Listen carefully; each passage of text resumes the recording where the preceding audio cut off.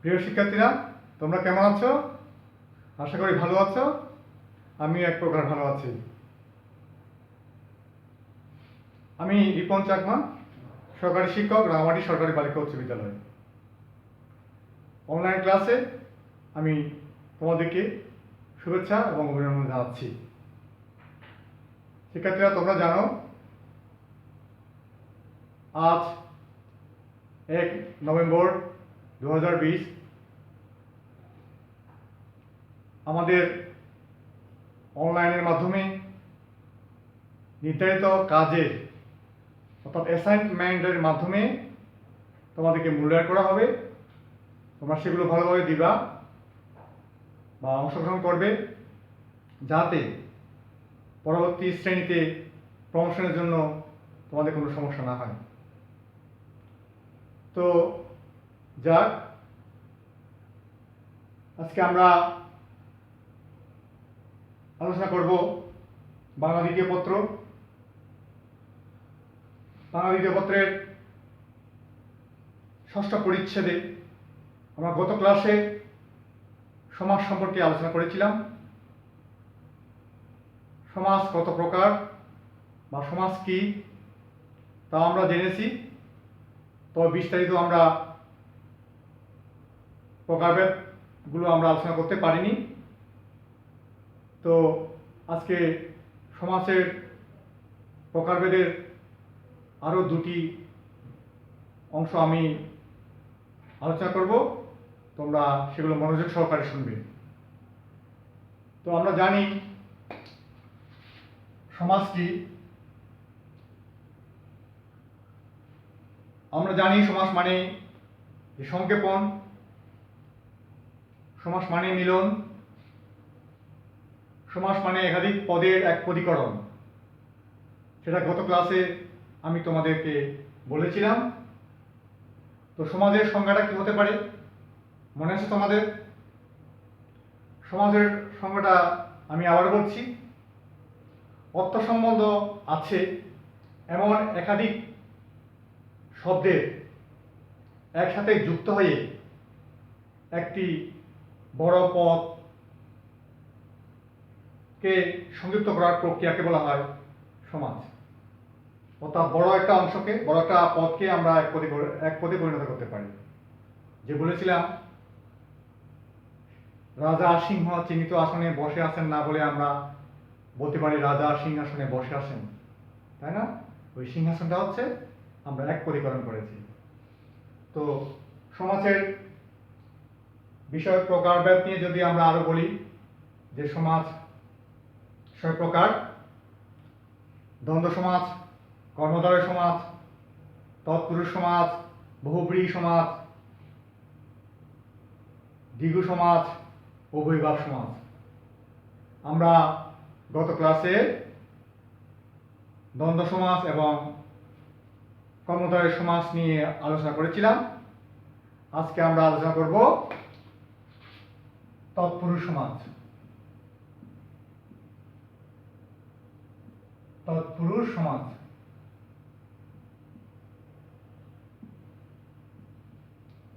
আর বহুব্রীহি সমাজ।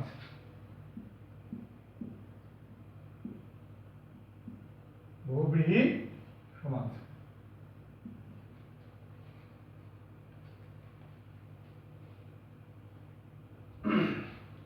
তো তৎপুরুষ সমাজ কাকে বলে তোমরা কি জানো? তৎপুরুষ সমাজ কি?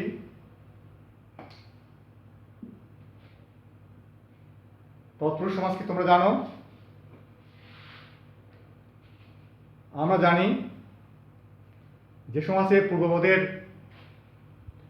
পূর্বপদের বিভক্তি লোপে এবং পরপদের অর্থের প্রাধান্য বোঝায় বা পরপদের অর্থ প্রধান রূপে বোঝায়, তাকে আমরা তৎপুরুষ সমাজ বলি। এখানে পূর্বপদ কি আর পরপদ কি? আমরা জানি সমাজযুক্ত পদের প্রথম অংশকে বলা হয় পূর্বপদ এবং পরবর্তী অংশকে বলা হয় পরপদ বা উত্তরপদ। তাহলে তৎপুরুষ সমাস আমরা পেলাম, বা সংজ্ঞাটা কি তা জানলাম। তৎপুরুষ সমাস বিভিন্ন প্রকার হতে পারে। তাহলে আমরা জানি তৎপুরুষ সমাস 9 প্রকার, প্রকারভেদ।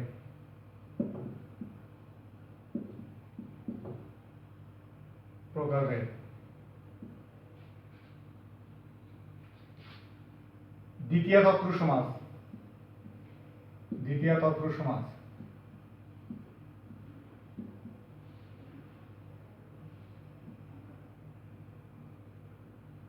তারপর তৃতীয়া।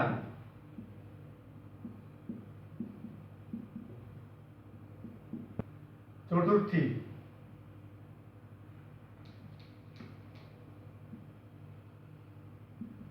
তৎপুরুষ সমাস।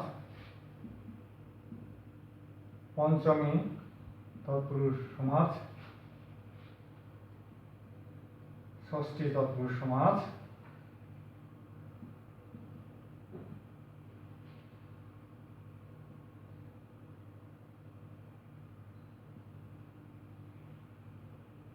নবনীয় তৎপুরুষ সমাস।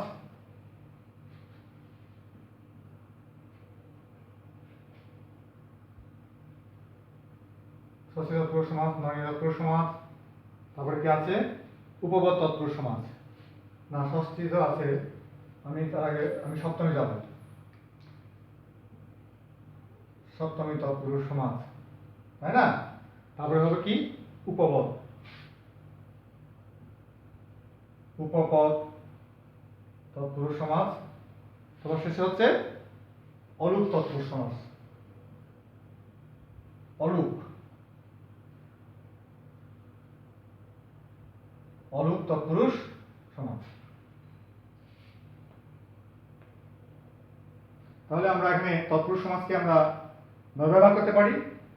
দ্বিতীয়া, তৃতীয়া, চতুর্থী, পঞ্চমী, ষষ্ঠী, সপ্তমী, উপপদ এবং অলুক তৎপুরুষ সমাস, তাই না? তাহলে আমরা মোটামুটি জানলাম যে তৎপুরুষ সমাসের প্রকারভেদ। এখন আমরা দ্বিতীয় তৎপুরুষ সমাস নিয়ে যদি আলোচনা করি। দ্বিতীয় তৎপুরুষ সমাস। দ্বিতীয় তৎপুরুষ সমাসটা কি? আমরা তো জানি বিভক্তি 7 প্রকার, যে প্রথম বিভক্তি, দ্বিতীয় বিভক্তি, তৃতীয় বিভক্তি, চতুর্থী, পঞ্চমী, ষষ্ঠী এবং সপ্তমী বিভক্তি। তো বিভক্তিগুলো আমাদেরকে মনে রাখতে হবে। তো দ্বিতীয় তৎপুরুষ সমাসের মধ্যে আমরা কি পেলাম? যে পূর্বপদের দ্বিতীয় বিভক্তি কোন কি? কে রে। পূর্বপদের দ্বিতীয় বিভক্তি কে রে।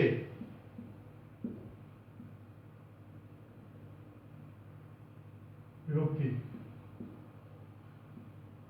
তৃতীয় বিভক্তি। হ্যাঁ, পূর্বপদের দ্বিতীয় বিভক্তি কি? কে রে। এগুলো লোপ পেলে এগুলো লোপ পেলে যে সমাস হয় সেটা হচ্ছে দ্বিতীয় তৎপুরুষ সমাস। তাহলে আমি এগুলো মুছে দিই, আমি পরবর্তী লিখবো। হ্যাঁ, দ্বিতীয় তৎপুরুষ সমাস আমরা একটু আলোচনা করি উদাহরণ সহকারে।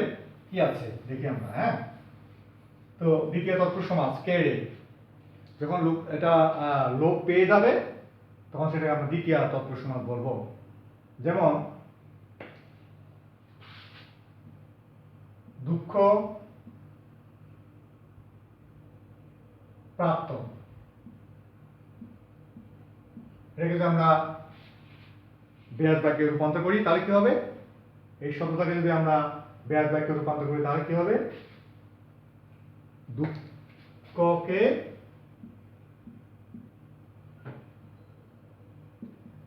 প্রাপ্ত। দুঃখকে প্রাপ্ত। তাহলে এখানে বিভক্তি কোনটা? পে। তাহলে বিভক্তিটা কিন্তু লোপ পেয়েছে, তাই না? দুঃখকে প্রাপ্ত। তারপরে যদি বলা হয় পরলোকগত,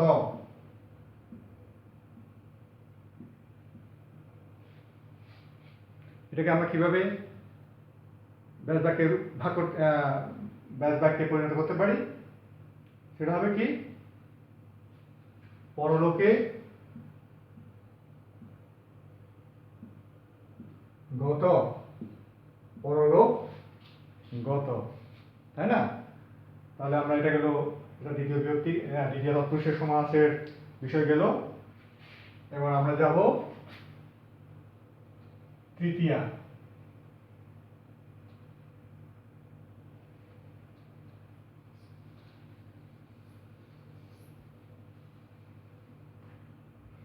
তৃতীয়া তৎপুরুষ সমাস।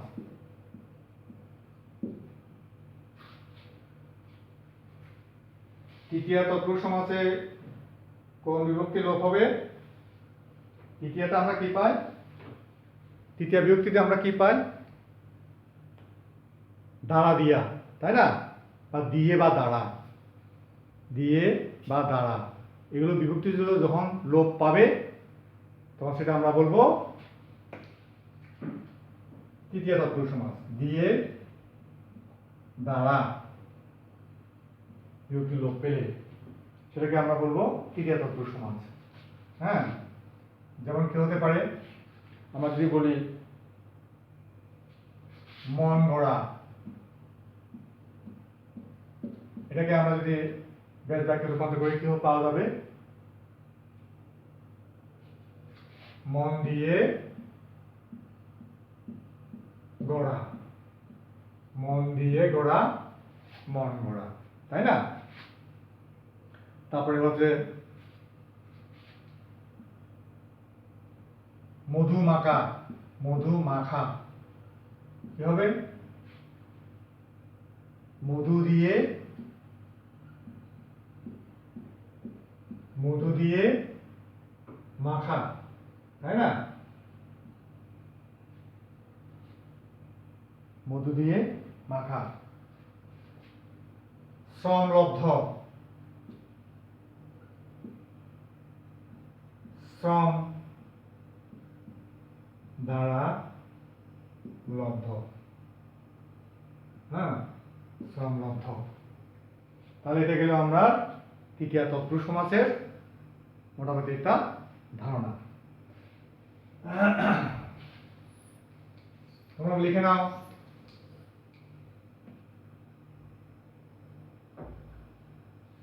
এবার আমরা যাবো, তৃতীয় গেল, এবার চতুর্থী, চতুর্থী তৎপুরুষ সমাস। চতুর্থী তৎপুরুষ সমাস, চতুর্থী বিভক্তিতে আমরা কি জানি? চতুর্থীটাও কি, এখানে কে বা নিমিত্ত দ্বারা, কে বা নিমিত্ত বিভক্তি, কে নিমিত্ত বিভক্তি, অর্থাৎ দ্বিতীয় বা চতুর্থী একই, একেবারে এড়ে অথবা কে নিমিত্ত দিয়ে বিভক্তি গঠিত হয়। তো চতুর্থী তৎপুরুষ সমাসের মধ্যে আমরা পাবো কি, যেমন যদি বলি গুরু ভক্তি, এটা কি হবে? ব্যাস বাক্য কি হতে পারে জানো তোমরা? তাহলে আমরা যদি বলি গুরুকে ভক্তি,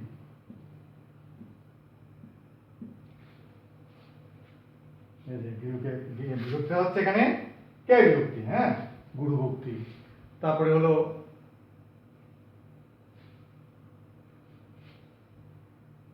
গুরু ভক্তি হতে পারে। তারপরে আছে আরামকে দ্বারা, আরামকে দ্বারা কি হতে পারে? আরামের জন্য কে দ্বারা, কে দ্বারা, হ্যাঁ, আরামের জন্য কে দ্বারা, আরাম কে দ্বারা, বসার জন্য, হ্যাঁ। তারপরে আর হতে পারে বসত বাড়ি,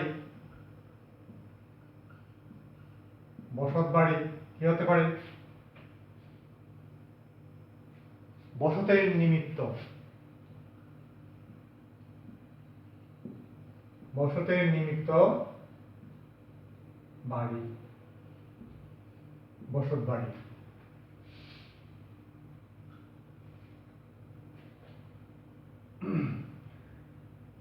আমরা পেলাম গুরুভক্তি আর আমকে দ্বারা বসত বাড়ি।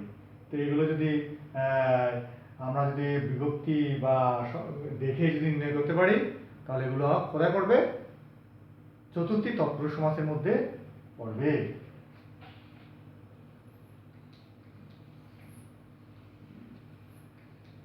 এবার আসি কখন? এবার আসি কিসে? এবার আসি পঞ্চমী তৎপুরুষ সমাস। পঞ্চমী তৎপুরুষ সমাস। পঞ্চমী তৎপুরুষের বিভক্তি কি হতে পারে জানা আছে? পঞ্চমের বিভক্তি হবে হতে অথবা থেকে।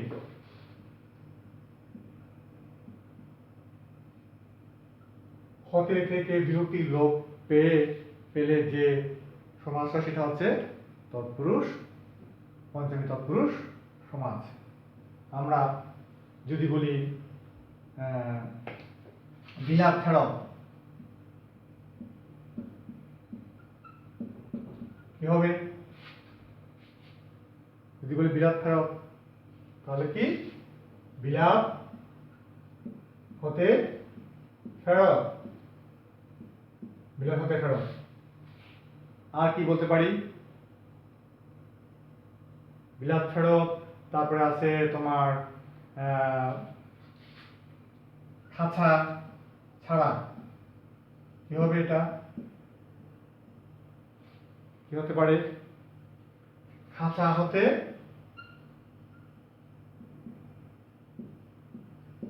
ছাড়া, তাই না? খাঁচা ছাড়া, খাঁচা হতে ছাড়া পেয়েছে। তাহলে এইগুলো হচ্ছে আমাদের পঞ্চমী তৎপুরুষ সমাস, যে হতে থেকে এগুলো লোপ পেলে যে সমাস হয় সেটা হলো পঞ্চমী তৎপুরুষ সমাস।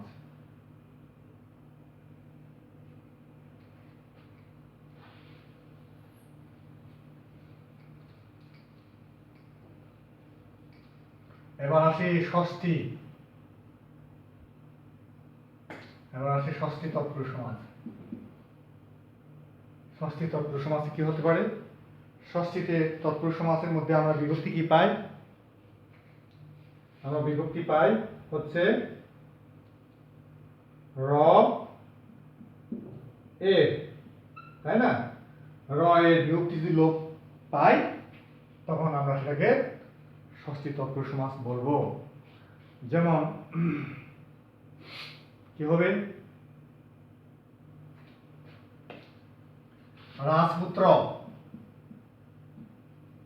রাজপুত্রকে ব্যাস বাক্যে যদি আমরা ভাঙি তাহলে কি হবে? রাজপুত্র শব্দকে যদি আমরা ব্যাস বাক্যে পরিণত করি, কি হবে?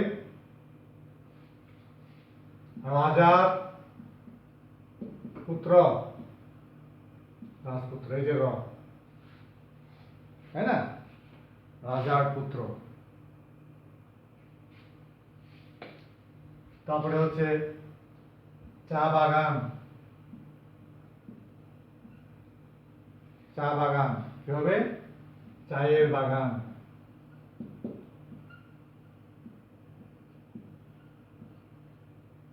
চায়ের বাগান। তাহলে এগুলো হচ্ছে আমার ষষ্ঠী তৎপুরুষ সমাসের উদাহরণ। এটা গেল ষষ্ঠী তৎপুরুষ সমাস।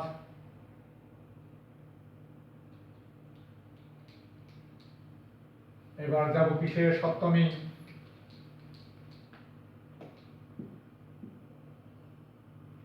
সপ্তমী তৎপুরুষ সমাসে কি আছে? সপ্তমী তৎপুরুষ সমাসে বিভক্তি আমরা কি পাই? এ, অ, তে, তাই না? এক বচনে এ, অ, তে বিভক্তি লোপ পেলে যে সমাস হয় সেটা হচ্ছে সপ্তমী তৎপুরুষ সমাস। যেমন গাছ পাকা। গাছ পাকা যদি হয় আমরা এটা কি লিখবো? গাছে পাকা। এই যেখানে আছে গাছে পাকা, এখানে এ বিভক্তি আছে, তাই না? এখানে এ বিভক্তি হয়ে গেছে। গাছে পাকা, গাছ পাকা। তারপরে আরো আছে তোমার দিবা নিদ্রা।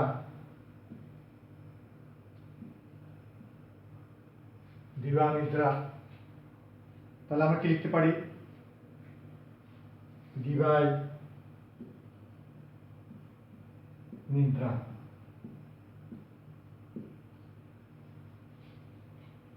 তাহলে গাছ পাকা, দিবা নিদ্রা, আরো অসংখ্য আছে। হ্যাঁ, তোমরা বই আরো বিস্তারিত জানতে পারবে।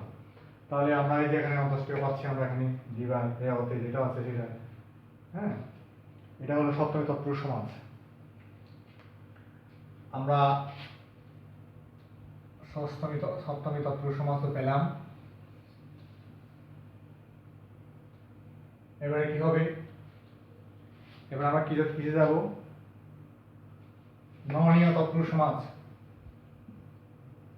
ননীয় তৎপুরুষ সমাজ।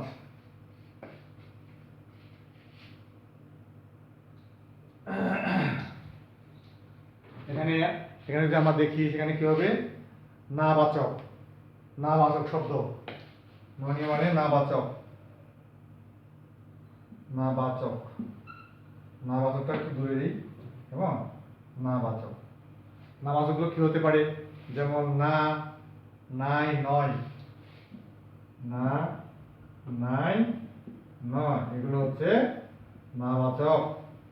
নাবাচক শব্দ। নাবাচক শব্দ কি হবে?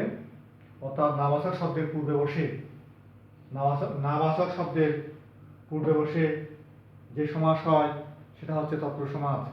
যেমন কি হতে পারে? অনাচার।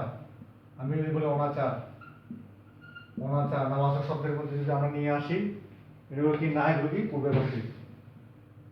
পূর্বে বসে। যেমন অনাচার। অনাচারটা কি হবে? ন আচার। ন আচার, অনাচার। অকাতর। ন কাতর। তাই না? অবিশ্বাস। অবিশ্বাস। ন বিশ্বাস।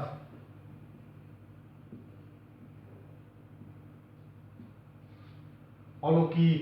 বিভিন্ন শব্দ আছে। অলৌকিক, তাই না? এগুলো অনেক শব্দ আছে। ন লৌকিক, অলৌকিক। হ্যাঁ, এগুলো হচ্ছে ননীয় তৎপুরুষ সমাজ এর উদাহরণ।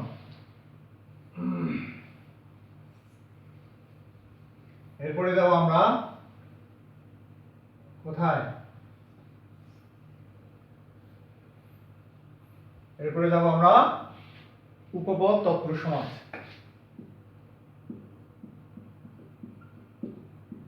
উপপদ তৎপুরুষ সমাজ সেটা কি? আবার দেখো তোমরা, উপপদ যে সমাসে যে পদের পরবর্তী ক্রিয়ামূলের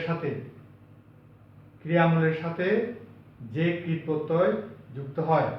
হ্যাঁ, যে পদের পরবর্তী ক্রিয়ামূলের সাথে যে কৃত প্রত্যয় যুক্ত হয় তাকে বলা হয় উপপদ। এখন কৃদন্ত পদের সাথে উপপদ পদের যে সমাস হয় সেটা হচ্ছে উপপদ তৎপুরুষ সমাজ। তো কৃদন্ত পদের সাথে উপপদ পদের যে সমাস হয় সেটা হচ্ছে উপপদ তৎপুরুষ সমাজ, তাই না? যেমন আমরা কি বলতে পারি? জলচর। জলচর, জলে চড়ে যা, কেমন? জলচর। তারপরে হচ্ছে পঙ্কজ। পঙ্কে জন্মে যা, পঙ্কজ, তাই না? আর আছে কি? জলদ। জল দেয় যে, জলদ। এটা হলো উপপদ তৎপুরুষ সমাসের উদাহরণ। আমরা বেশি কিছু যাচ্ছি না, এগুলো আপাতত তোমার ধারণা নিয়ে রাখো। আমরা পরবর্তীতে আরো বিস্তারিত আলোচনা করতে পারবো। হ্যাঁ, এটা হলো উপপদ তৎপুরুষ সমাস। এরপরে সর্বশেষ আছে কি অলুক। অলুক তৎপুরুষ সমাস। অলুক অলুক তৎপুরুষ সমাসে দেখো অলুক তৎপুরুষ সমাস কি হতে পারে। তাহলে আমরা জানি যে পূর্বপদের দ্বিতীয়াদি বিভক্তি লোপ হয় না।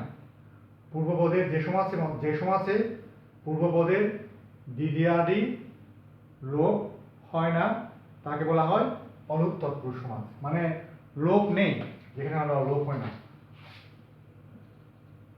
আচ্ছা আমি লিখে দিচ্ছি পূর্বপদে দ্বিতীয়াদি লোপ হয় না, কেমন? যে সমাজে পূর্বপদে দ্বিতীয়াদি লোপ হয় না সেটাকে বলা হয় অলুক তৎপুরুষ সমাস। যেমন আমরা কি বলি গায়ে পড়া, দেখি তো আমরা কি করলে ভাগ করলে কি হবে। একটা আছে কি ঘিয়ে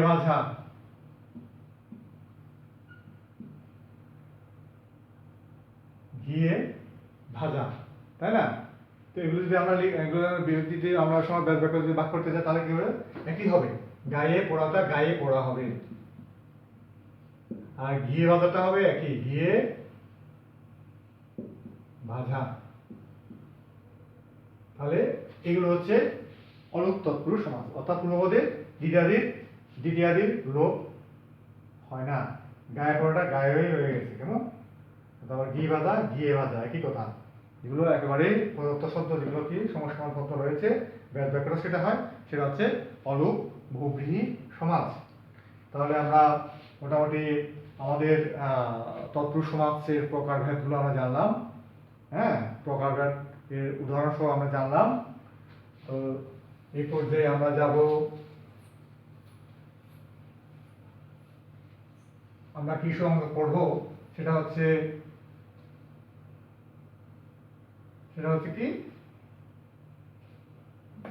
কি বলিলাম বহুব্রীহি সমাস,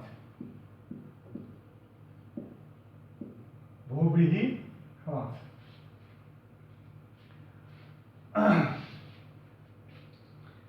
বহুব্রীহি সমাস কি তোমরা জানো? বহুব্রীহি সমাসটা হচ্ছে যে সমাসে সমসমান পদের কোনটির অর্থ না বুঝিয়ে অন্য কোনো পদকে বোঝায় তাকে বলা হয় বহুব্রীহি সমাস। আমি আবার বলছি, যে সমাসের সমসমান পদটি কোনটির অর্থ না বুঝিয়ে অন্য কোনো পদকে বোঝায় তাকে বলে বহুব্রীহি সমাস। যেমন বহুব্রীহি,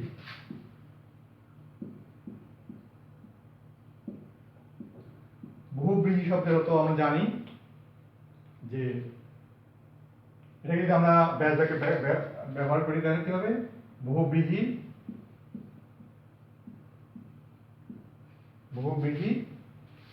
আছে যার। এখানে বহুব্রীহি বলতে কি বোঝাচ্ছে আমরা, বহুব্রীহি হচ্ছে এখানে ধান, তাই না? অর্থাৎ যার প্রচুর বহু ধান আছে তাকে এখানে বোঝাচ্ছে বহুব্রীহি, তাই না? তো এটা বোঝানোর পরে আমরা দেখলাম কি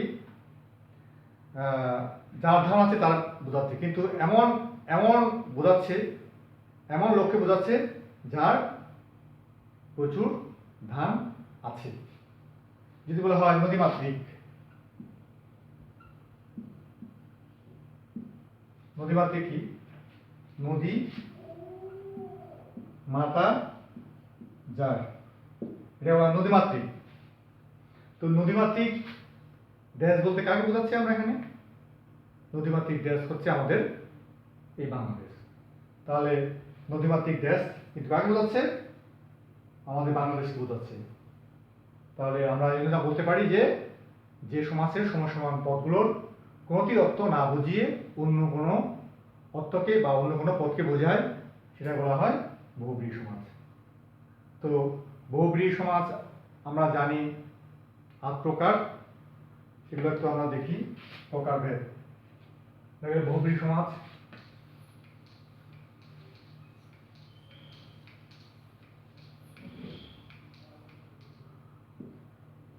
বহুব্রীহি সমাজ, তাই না? প্রকারভেদ, প্রকারভেদ হচ্ছে কত প্রকার? 8 প্রকার, 8 প্রকার। এক হচ্ছে কি? সমানাধিকরণ,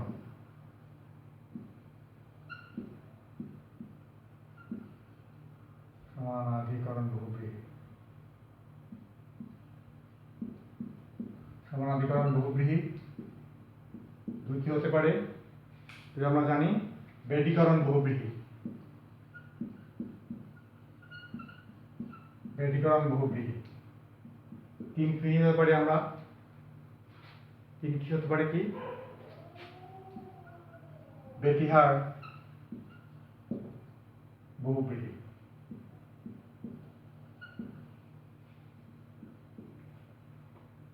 4 এর মধ্যে আমরা কি পেতে পারি? ননীয়, ননীয় বহুব্রীহি। 5 এ আমরা কি হতে পারি? ননীয় বহুব্রীহি। তারপর আমরা কি বলতে পারি? মধ্যপদলোপী, মধ্যপদলোপী, মধ্যপদলোপী বহুব্রীহি। কেমন? আর কি হতে পারে? প্রত্যয়ান্ত বহুব্রীহি, প্রত্যয়ান্ত বহুব্রীহি। আর কি হতে পারে? সংখ্যাবাচক বহুব্রীহি, সংখ্যাবাচক, সংখ্যাবাচক বহুব্রীহি। কেমন? আর কি হতে পারে? বলতে পারো তোমরা? অলুক বহুব্রীহি আছে না? অলুক বহুব্রীহি, অলুক বহুব্রীহি। তাহলে আমরা 1 2 3 4 5 6 7 8 এগুলো হচ্ছে বহুব্রীহি সমাজের প্রকারভেদ। আর সবার শেষে একটা আছে, সেটা হচ্ছে নিপাতনে সিদ্ধ বহুব্রীহি, নিপাতনে সিদ্ধ বহুব্রীহি। এটা আমরা শেষে আলোচনা করতে পারি। এটার বিষয়ে আমরা মোটামুটি একটা ধারণা পেয়ে গেলাম যে বহুব্রীহি সমাজ যে 8 প্রকার। এখানে আমরা সমানাধিকরণ বহুব্রীহি, ব্যতিকরণ বহুব্রীহি, ব্যতিহার বহুব্রীহি, ননীয় বহুব্রীহি, তারপরে মধ্যপদলোপী বহুব্রীহি, প্রত্যয়ান্ত, সংখ্যাবাচক, অলুক বহুব্রীহি। হ্যাঁ, তো আমরা পরবর্তী শেষে